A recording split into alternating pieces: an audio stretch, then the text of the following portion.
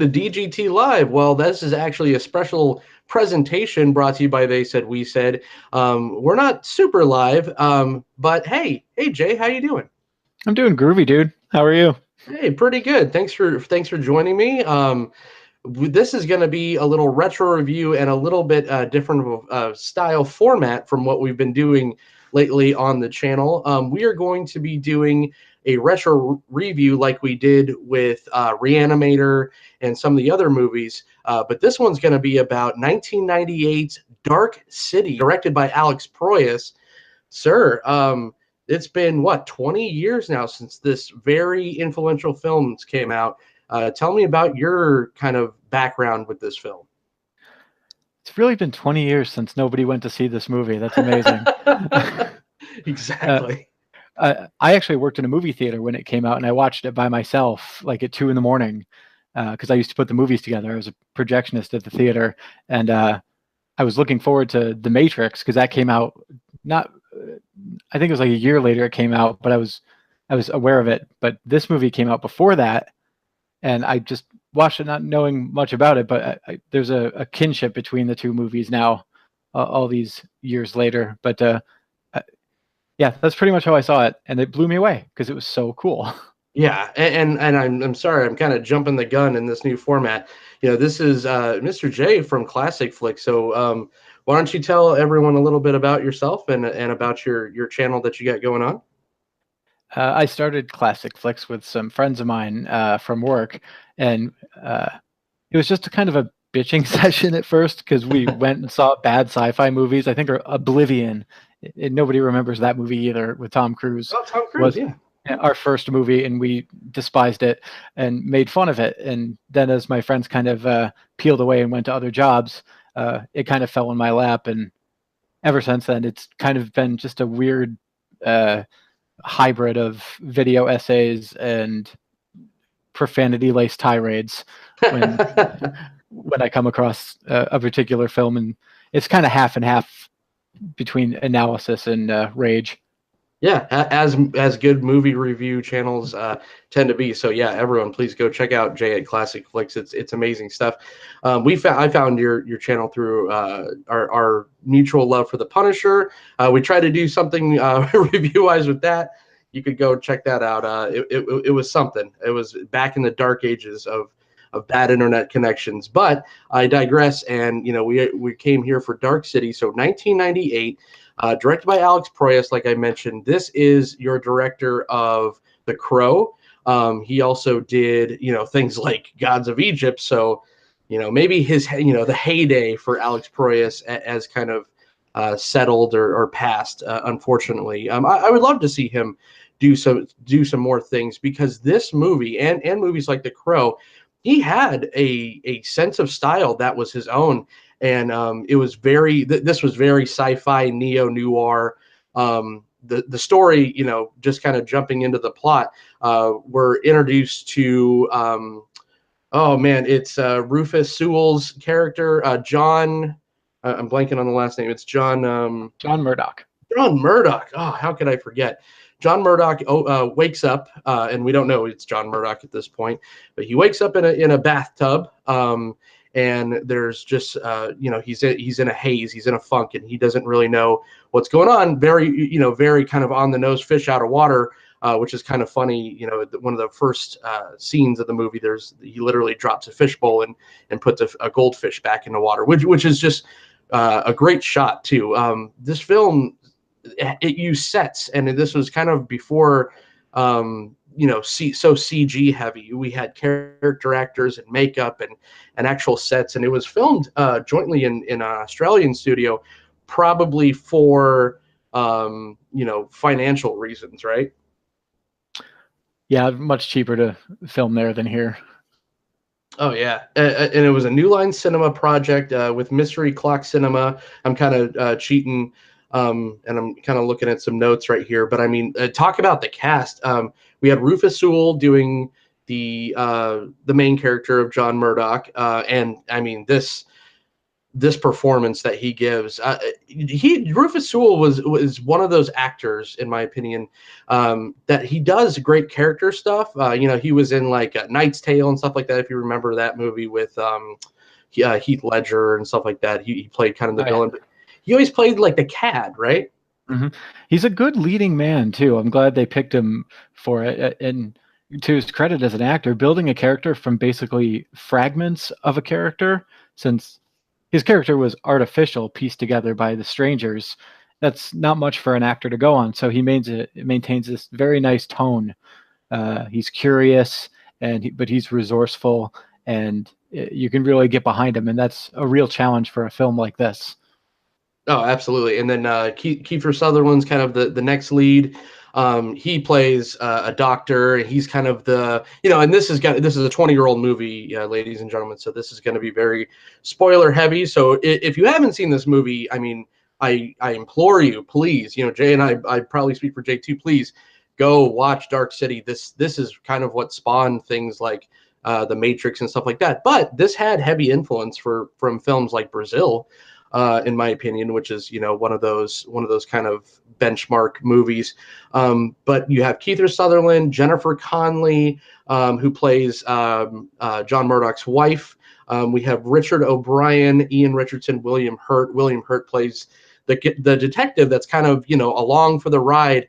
And this movie, it sets up, like I said, with him waking up in this haze and fragments, and then he sees that there is a dead woman on his floor, or what he finds out in a couple minutes when he goes downstairs and everyone's asleep, and the desk clerk kind of wakes up and says, "Hey, you've been here for 3 days. Where's the rent?" And he's kind of piecing all these things together, and the one kind of like connective tissue that's kind of triggering these memories is a postcard called Shell Beach. So yeah, I mean, you don't see movies like this anymore. Tell me, and then if you want to talk about kind of the performances, go ahead. Who did you think had kind of the strongest performance besides the lead in this? I thought they used Richard O'Brien really well. He's just a great character actor from like Flash Gordon. He did really well being that kind of maligning stranger, the one who had the most personality, Mr. Hand, I think what they called him. Mm-hmm. And as he gets John Murdoch's memories, and he's like, "Oh, I have John Murdoch in mind," he becomes enraptured with these human frailties. He becomes more flawed than any of the human characters. He does a really good job. My crush on Jennifer Connelly is not going anywhere. She was wonderful. I think it's in the director's cut, they actually used her singing voice instead of the dubbed one. When the marimba rhythms start to play, dance with me, make me sway, like a lazy ocean hugs the shore, hold me close, sway me more. I think I'm talking about the right cut. But Kiefer Sutherland kind of steals the show. Absolutely. He really channels kind of his dad's quirkiness, Donald Sutherland's kind of idiosyncrasies. You can see it finally come out in this. I mean, he'd done good work before, but he found some nice mannerisms to use. His character is named after like this famous psychoanalyst who wrote a bunch of great books on psychoanalysis, Daniel Paul Schreiber, and that was like a big influence to that character. But who else am I thinking of? Oh, William Hurt. A friend of mine has a great quote about William Hurt, that he only plays one emotion, touched. It was nice to see some range in him. It is a small supporting role, but he brings a lot to that small role. Really plays that noir, like straight man detective. Kind of. Yeah. I almost expect him to narrate the movie. It was raining in Dark City that day. I was going to meet this woman whose husband was a murderer. But exactly. Thankfully, they steered away from that trope and removed the voiceover from the director's cut. Kiefer has the voiceover in the beginning. They were the strangers. But I was glad to see the superior director's cut do away with that and stretch out some scenes that were a little too maybe briskly paced for the theatrical cut. There was like one or two scenes where Jennifer Connelly like finds a kid in one of the woman's murdered woman's room, and it adds a little more dimension to it. So I'm glad we got a director's cut of this to pivot to that, I guess. It was nice to see people start to take the movie seriously in its cult following. Sleep now. And they're like, you know what? We need a director's cut, because why buy one movie when you could buy two for twice the price?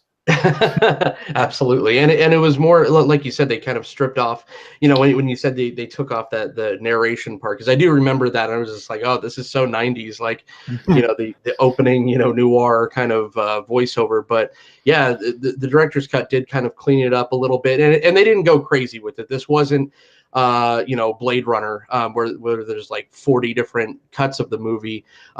This movie would cost $27 million to make, and it made 27 and change. So it completely broke even, which is just a complete crime. You would think that someone like Alex Proyas at that point, he had a little bit of wind under his sails because of The Crow, and it was a perfect follow-up.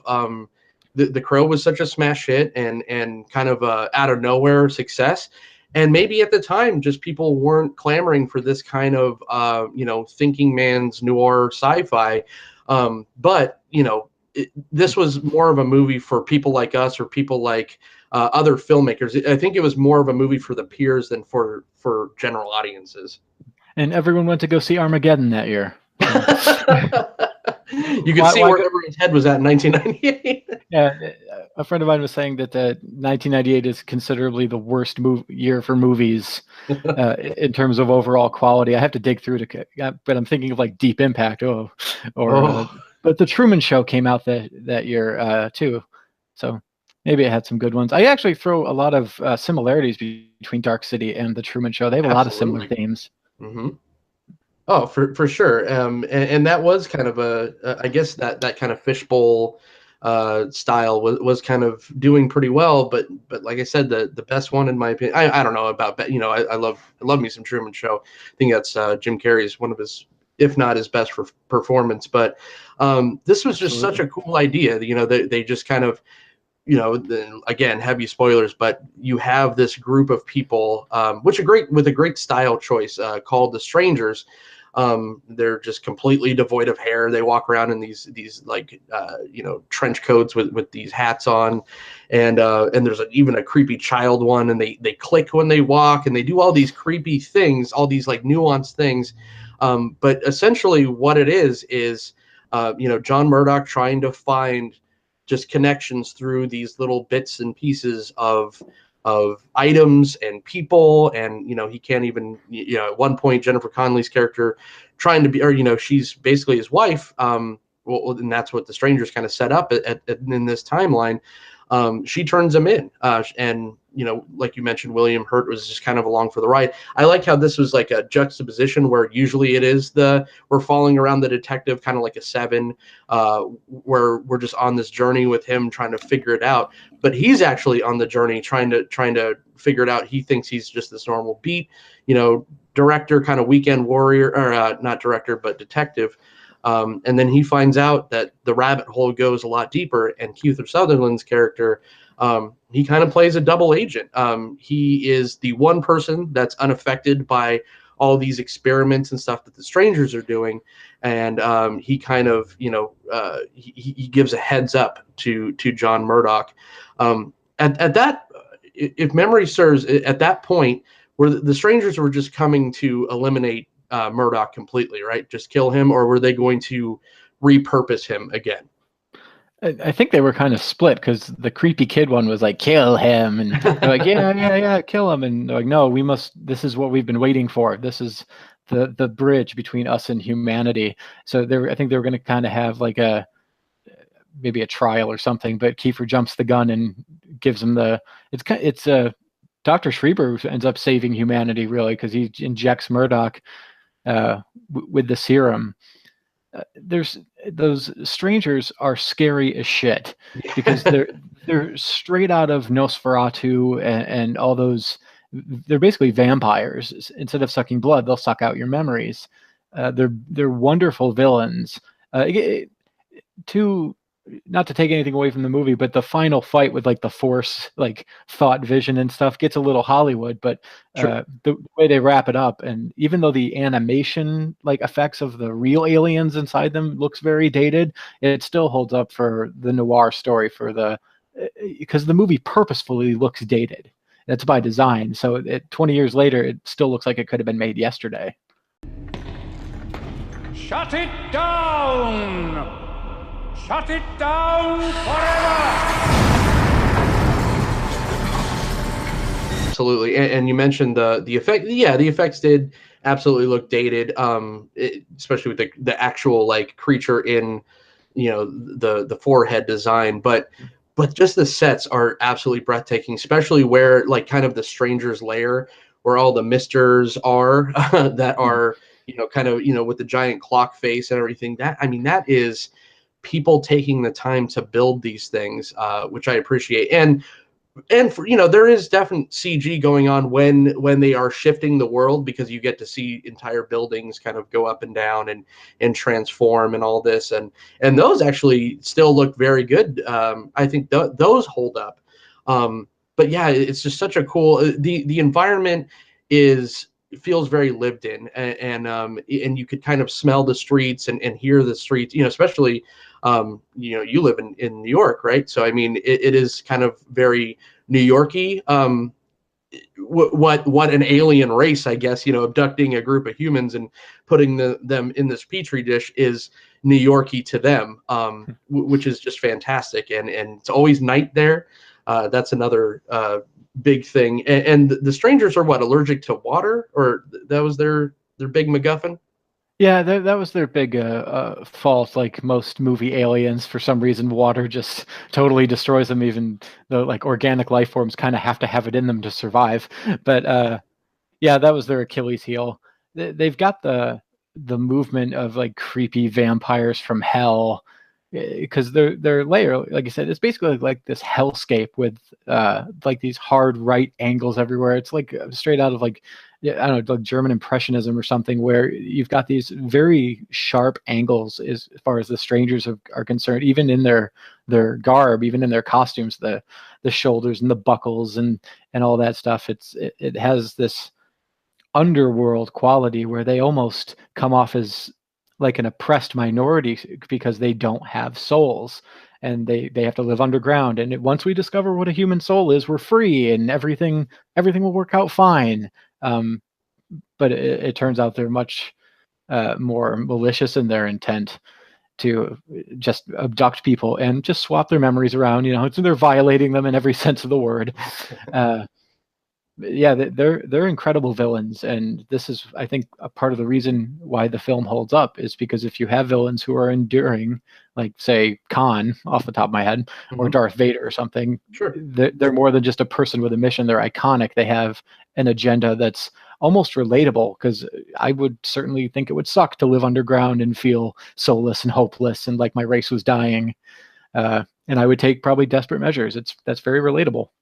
Absolutely, and it's impossible to kind of to ignore the connective tissue to other things that came after. I think the Matrix series, the first Matrix came out the year after, and Mr. Hand and Agent Smith have some huge, kind of connections. He's the one that's kind of in, taking control, or in in a leadership role, for lack of a better term. But he is the one that kind of starts turning and feeling and being like, okay, there's more to this, and and he kind of goes rogue, just like kind of Agent Smith does. Do you think any inkling that the massive franchise of the Matrix was influenced by this at all, or do you think it was just kind of coincidence?